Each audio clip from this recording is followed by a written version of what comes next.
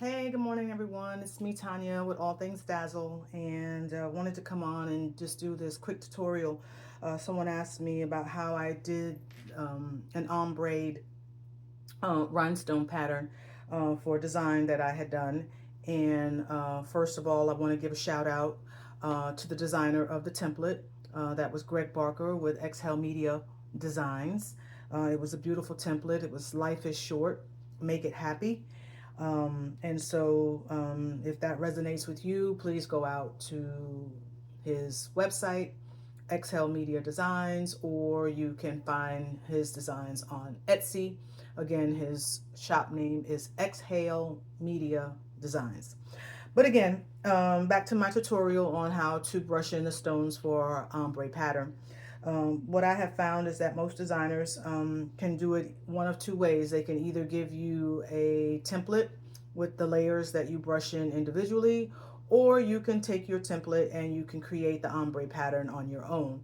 Um, I have done it both ways as a designer, and I will show you the two different ways that I'm referring to. So I'm going to just kind of turn my camera a little bit. Uh, this is a pattern that I created.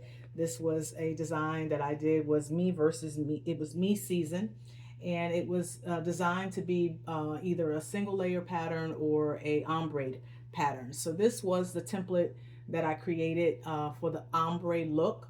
The top part would be one color, and it was cordoned off for you, and then the bottom layer was to be another color and to your choosing.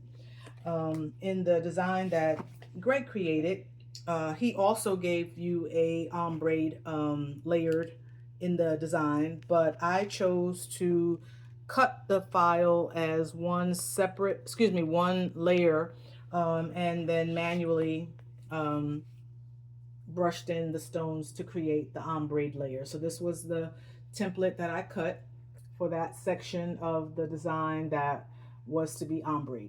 And the reason I cut it as one layer to manually come back in and create the ombre is because when you go to press that design, when it's split, it can be very difficult if you're not a seasoned um, with pressing rhinestone designs to get that design to line back up on your shirt evenly.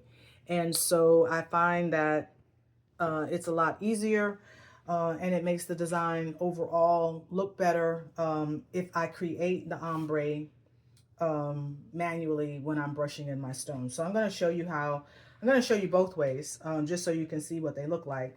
And the first one I'll do is the me versus me season. So I have two rhinestone colors here that somewhat complement each other. I have my blue zircon AB, which is great for creating that ombre look because these AB type stones have multiple colors in them. And then this one is my aluminum purple. And so this solid color has a complement in this ombre color. So I think that those two colors would look good together. So that's what I'm going to use. And I'm going to use the aluminum purple on the top part of the design. So I'm going to angle my camera, hopefully, for you to see what I'm doing. I hope I can get that angle right to some extent. Oh, I got a bunch of junk here on my table. Sorry about that. Let's see if I can move that out of the way. But anyway, I'm going to just going to pour these stones out onto this template, and let's see how these brush in. So I'm just going to brush those in, and this is a beautiful, beautiful hematite stone with a vibrant shine. I love the hematite type stones. I also find that it's best, or not necessarily best, but I like to keep my stones in the same family, so to speak. So if I'm using a hematite type stone, I typically will try to use all of those same colored type stones in my design, just to keep the continuity of the design um, flowing. But again, rhinestone creation and design is all up to you and your creativity and what you like, if you're doing this for yourself, or again, what your customer may like. Um, but this is just what I do. So here I've brushed in this top layer. I hope you can see that. I'm just going to go ahead and manually place these stones in the holes where they didn't fall into place, because it's easier to just do it this way than it is to try to fight with the template and get the stones to fall in. So I just have one or two or more little holes, two little holes to fill in for the top.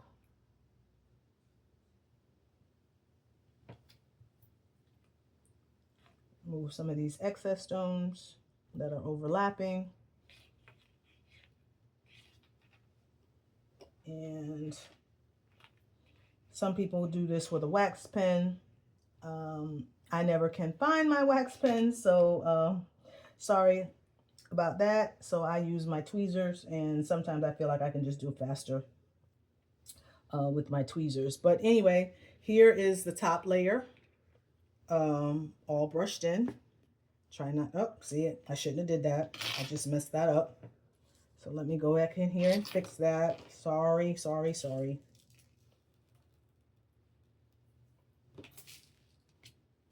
And that's why you can tell it's important after you brush in your stones to try not to move your template before you use your transfer tape to pick up the stones, because they can come out of the holes and then you'll have to start all over again.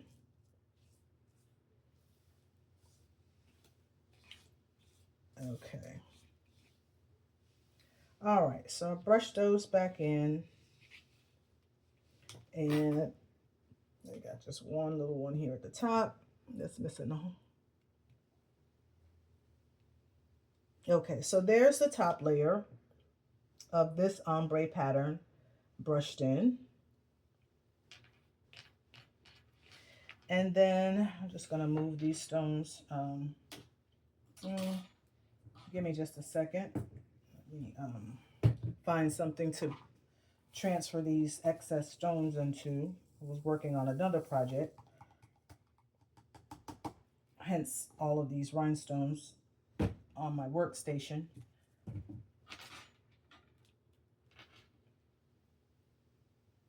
But let's go ahead and brush these stones out of the way.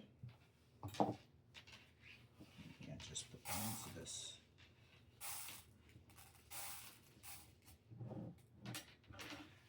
Okay. So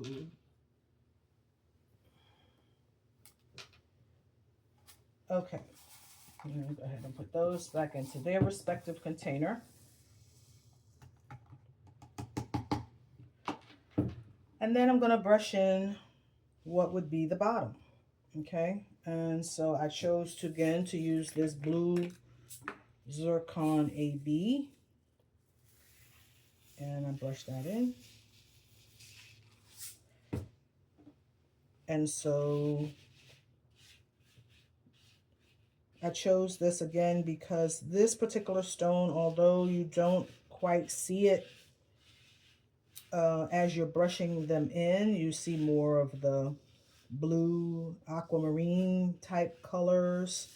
When the light hits this, you can see some purple hue in that coating. And so I think that when this design, if I were to put it on a shirt, wear it out into the sun, you would see those blues and purples come together in a way that would just be absolutely breathtaking. But again, I've just brushed in. Move those out of the way.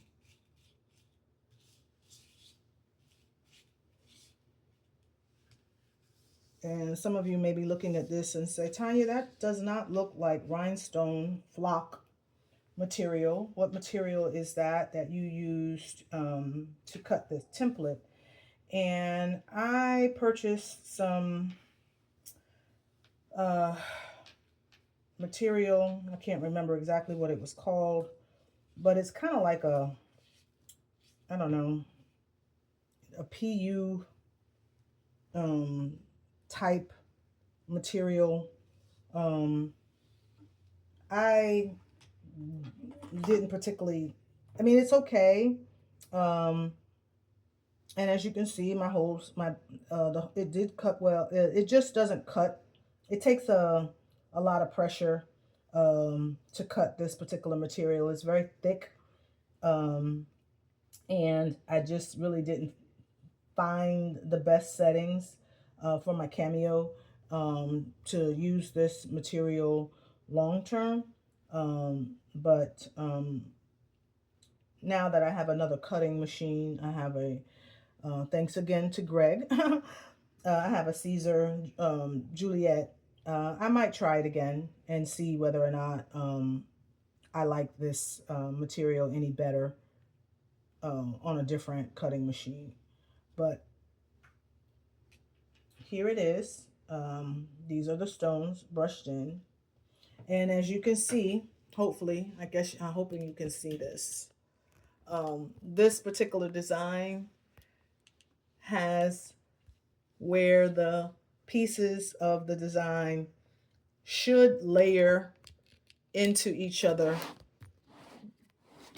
when you go to press it on a shirt. But like I said, damn it, excuse me. Like I said earlier, that fell. So let's see if I can, like I said earlier, what happens is, the phone fell. The pieces are meant to layer into one another when you go to press it, but sometimes those layers don't necessarily line up correctly. So that's one way to create an ombre pattern in your rhinestone designs. Okay. The second method I said I was going to show you was just an individual template on its own. Let's see if I can get my camera back up on its mount.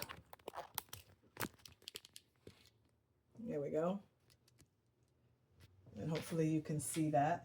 Okay, so this is the short, again, life is short, make it happy template. And I said, instead of cutting it like that first one that I showed you, I decided again to cut it as all one template.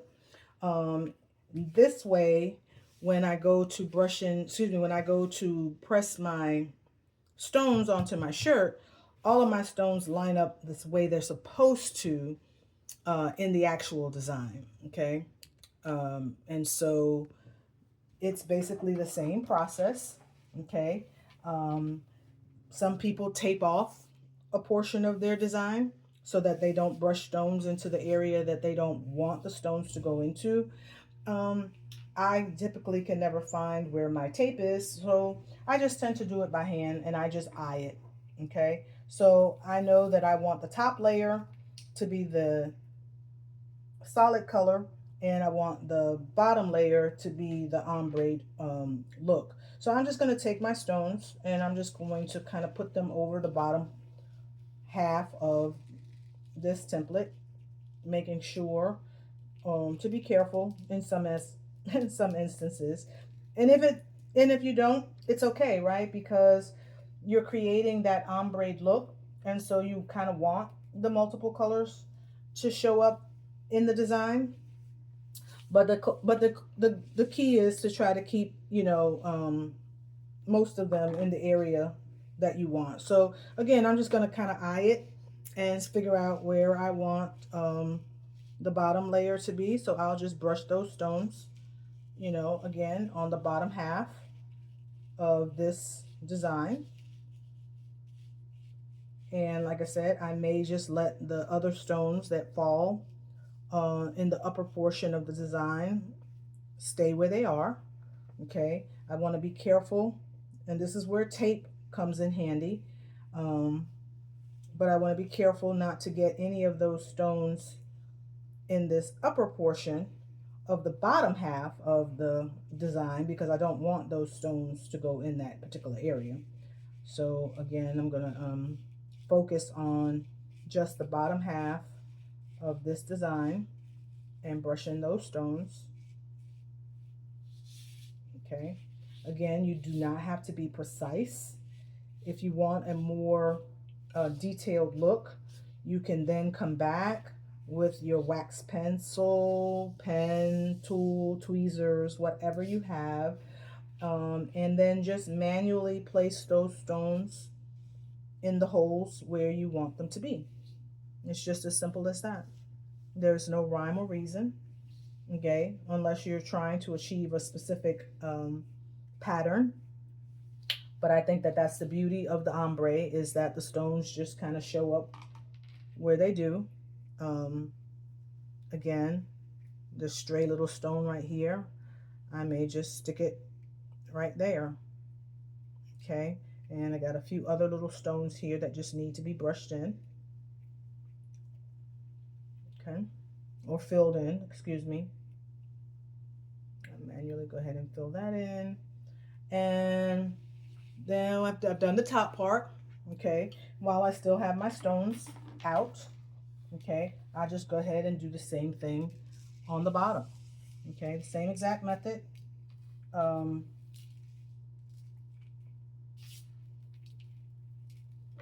Again, don't do like I do, don't be messy.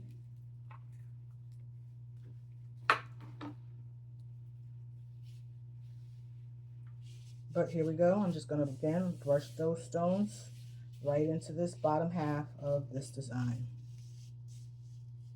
Okay.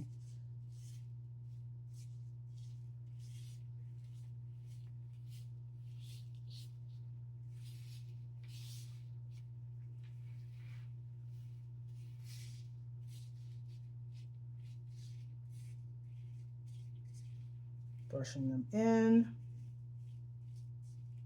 Again, I do want the primary bulk of the bottom of the design to be all the same stone. So I'm just going to focus on filling in, again, that bottom half. But then if any stones happen to fall in some other areas, I'm just going to let those stones stay where they are. So again, we got this. And then if you get stones, and again, like I said, if you get stones in places where you just don't want them, again, you can take your wax pen, your wax pencil, I happen to use tweezers, and just take those stones out. Okay, so I want this row to come down just a little bit. So I'm going to take those stones out of that row.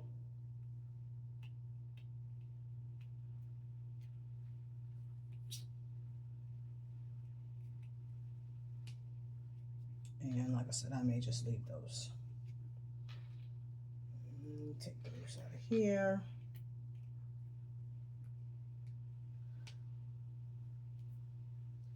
I'm going to fill in this particular row.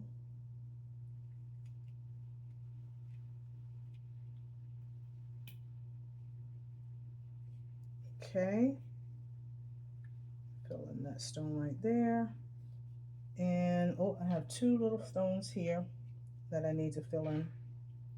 So I'll go ahead and get those filled in. Okay, so now I have my bottom layer all filled in. I'll go ahead and clean up these excess stones. And then again, put them back into their respective container.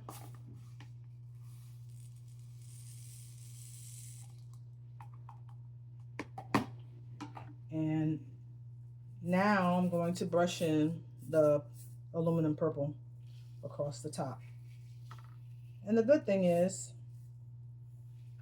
now that the bottom stones are filled in, if you brush in carefully,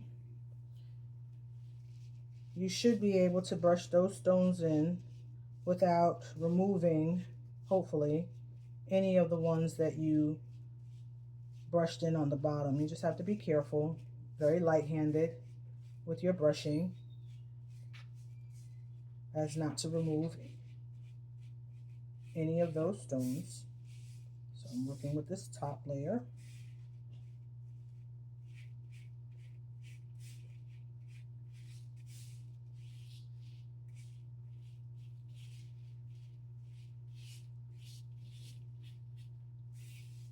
Okay, so I got the top half pretty much brushed in. We got a few little stragglers. We'll just manually fill those in. Just move those out of the way for the moment. And work on the bottom half. Doing the exact same thing. Ever so lightly. Brushing in those stones.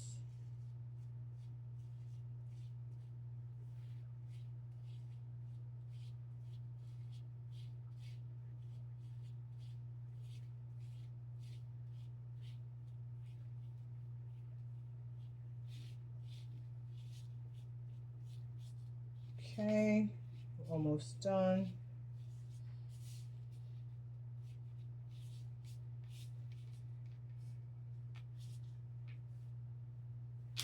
And you want to be careful, like I said earlier, not to brush your stones out of the holes, because what can happen, of course, is that, you know, you may get a few straggler stones mixed in with your primary colors. That's known to happen, which is why, again, taping off is probably the better way to do this, at least for the first half. Not sure that it really matters when you get ready to do the second half, but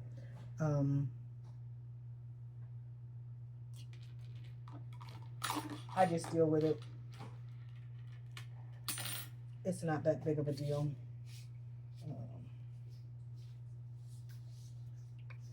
Unless you get a lot of stones that transfer over into your other color. So, but here we go. Like I said, I got that all brushed in. I'm gonna fill in the areas where the stone didn't fall in, so that you can see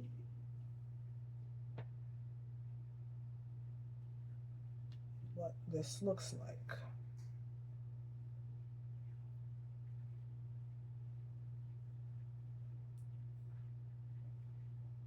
Okay. All right, so this one looks like it's all brushed in. I hope you can see that to some extent. But the reason I like this method, again, better is because now I don't have to worry about lining up the pattern when I go to press it on the shirt. The whole shirt has been filled in, brushed in with the ombre look that I'm trying to achieve. So I hope that you guys will step outside of your comfort zones and start creating some ombre designs. They look amazing. Again, they don't necessarily have to be designed that way. You can create that pattern all on your own with your own creativity as you brush in your stones. So thank you so much for watching me today. I hope that this was useful, and until the next time, bye.